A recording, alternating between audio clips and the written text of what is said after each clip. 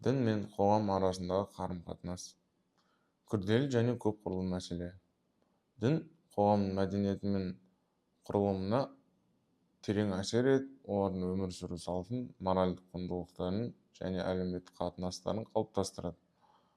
Дін адамдарға өмірде дұрыс пен бұрысты, жақсылық пен жамандықты ажыратуға мүмкіндік беретін моральдық нормаларды ұсынады.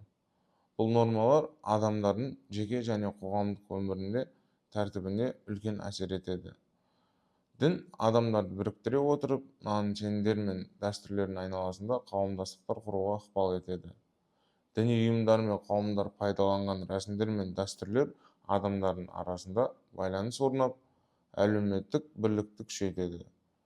Дін адамдарға қиын кезде рухани тыныштық пен үміт береді. Діни рәсімдер, медитация және ғибадатшылар айналасында қауым өмірдің сынақтары мен қиындықтарында күш-қуат көзі бола алады.